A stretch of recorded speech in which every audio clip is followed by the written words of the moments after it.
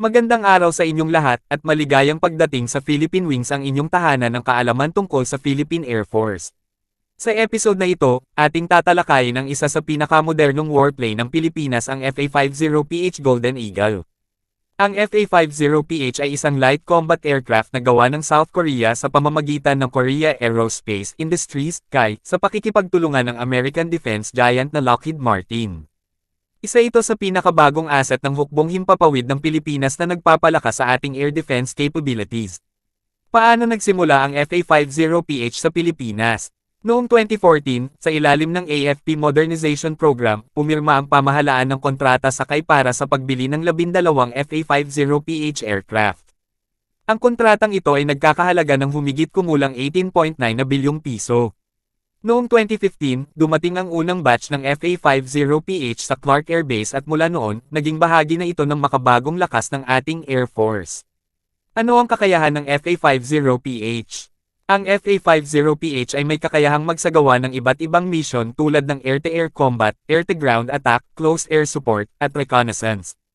Ito ay may top speed na halos Mach 1.5 o higit 1,800 kilometro kada oras.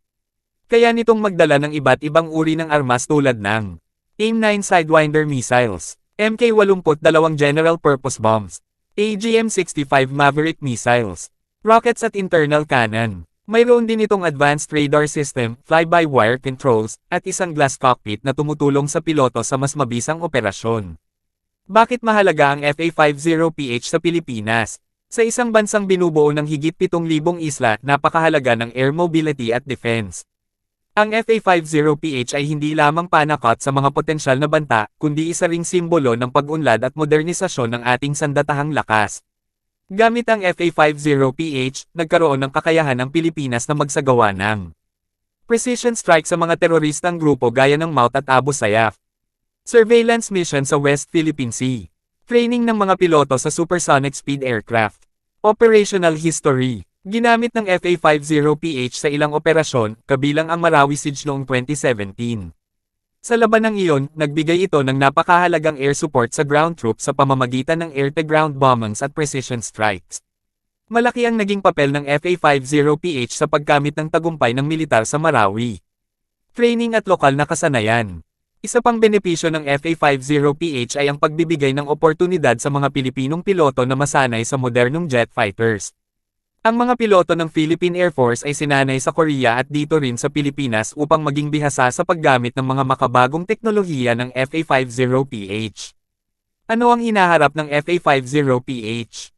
Patuloy na ina-upgrade ng hukbong himpapawid ng Pilipinas ang kakayahan ng FA-50PH. May mga plano na dagdagan pa ang bilang ng mga jets, pati na rin ang integrasyon ng mas advanced na armas gaya ng Beyond Visual Range Missiles (BVR), Precision Guided Munitions, radar upgrades. Layunin ng pamahalaan na mapanatiling reliable, lethal at modern ang fleet ng FA-50PH bilang pangunahing platform ng air defense. Regional power comparison. Kung ihahambing sa mga kalapit na bansa tulad ng Indonesia, Thailand, at Vietnam, ang FA-50PH ay isang abot-kayang ngunit epektibong solusyon sa air power.